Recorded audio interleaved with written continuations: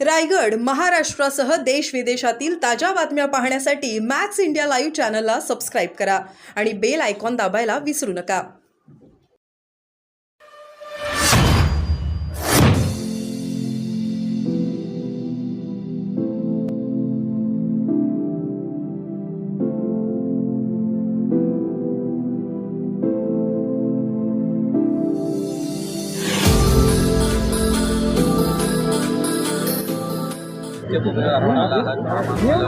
मी 2013 पासून या दिवशी सातत्यानं या ठिकाणी येतो.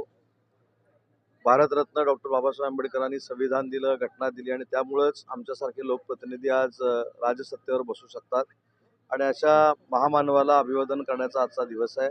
त्यांच्या चरणी नतमस्तक व्हायचा आजचा दिवस आहे आणि दरवर्षी मी या ठिकाणी येत असतो. सगळ्यात महत्त्वाचं ते कोकणचे सुपुत्र आहेत.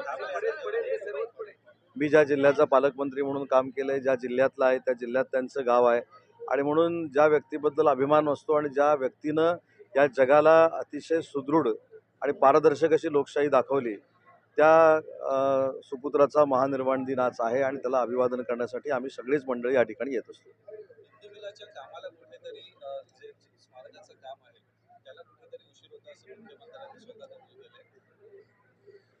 काही तांत्रिक बाबी असतील, काही ठेकेदारांच्या अडचणी असतील, परंतु निधीची तर कमतरता पडणार नाही ही दक्षता माननीय एकनाथ शिंदे साहेब मुख्यमंत्री असताना देखील त्यांनी घेतलेली होती. देवेंद्रजी देखील आता कालच त्यांनी मुख्यमंत्रीपदाची शपथ घेतली, ते देखील त्याची दक्षता घेतील आणि मला असं वाटतं की देवेंद्रजी, एकनाथ शिंदे साहेब, अजितदादा, इंदू मिल लवकरात लवकर तिथलं स्मारक पूर्ण करतील आणि त्याचा लोकार्पण सोहळा होईल याची मला पूर्ण खात्री आहे.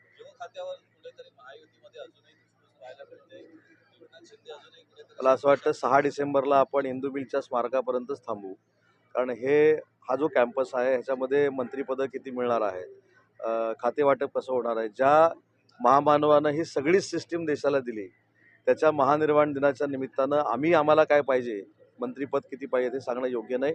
परंतु एवढंच सांगतो की कुठच्याही परिस्थितीमध्ये समन्वयाचा अभाव असणार नाही. तिन्ही नेते समन्वयानं अतिशय चांगल्या पद्धतीने या सगळ्या गोष्टी करतील आणि याच्यातनं महाराष्ट्राचा विकासाचा गाडा आम्हाला पुढे न्यायचा आहे, तो आम्ही नक्की नेऊ. हा विश्वास तुम्हाला भारतरत्न डॉक्टर बाबासाहेब आंबेडकर यांना स्मरून सांगतो. सर, एक प्रश्न. हे वर्ष संविधानाला 75 वर्ष पूर्ण होते, म्हणजे आपण सर्वजण अमृत महोत्सवी वर्ष या ठिकाणी मानतो. तसं घर घर तिरंगा एक नवीन आपण कॅम्पेन सुरू केलं.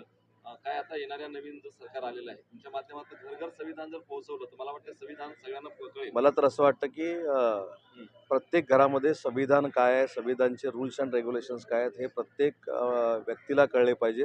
याच्या पुढे जाऊन तर माझं असं म्हणणं आहे की शालेय जीवनामध्ये देखील आपल्या भारताचं पवित्र संविधान काय आहे हे देखील कळलं पाहिजे. मी ज्यावेळी उच्च व तंत्रशिक्षण विभागाचा मंत्री होतो त्यावेळी माझ्याकडे शालेय शिक्षण विभाग नव्हता, परंतु संविधानाचा हा उपक्रम, संविधान विद्यार्थ्यांपर्यंत पोहोचवण्याचा उपक्रम हे उच्च व तंत्रशिक्षण विभागाचा मंत्री असताना सुरू केलेला होता कॉलेज स्तरावर. आणि मी तुमच्या मताशी पूर्ण सहमत आहे की ज्यावेळी शालेय जीवनातल्या प्रत्येक मुलाच्या पर्यंत संविधान पोहोचेल त्याचवेळी ते घरामध्ये जाईल. एकनाथ शिंदे यांच्याशिवाय भाजप सरकार स्थापन करणार होतं असा दावा संजय राऊतांनी केला, अशी पक्की माहिती असल्याने माहिती. साहेब, मगाशी पण देखील मी सांगितलं की त्या सकाळच्या पत्रकार परिषदेला मी चांगल्या पद्धतीनं रोज उत्तर देत असतो, पण आज हे उत्तर द्यायचं ठिकाण नाही आहे. ज्या ठिकाणी मी उत्तर द्यायचं त्या ठिकाणी नक्की देईन.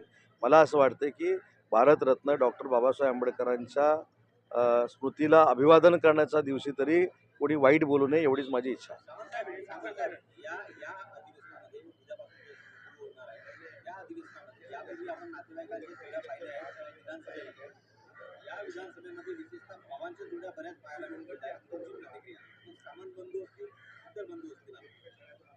नाही, सख्खे बंधू सभागृहामध्ये असणाऱ्या 2च फॅमिली आहेत, एक सामंत आणि एक राणे. दुसरे मावस आते भाऊ असे आहेत. परंतु आम्हाला कुटुंब म्हणून समाधान नाही. ज्यावेळी 2 भाऊ एका सभागृहामध्ये लोक निवडून देतात त्यावेळी मला असं वाटतं की लोकांनी आम्हाला दिलेली ताकद आहे, लोकांच्या उपकारामुळे आम्ही त्यांची सेवा करण्यासाठी आज सभागृहामध्ये जातो. मग राणे कुटुंब असेल किंवा आमचं कुटुंब असेल, नक्कीच समाधान आहे.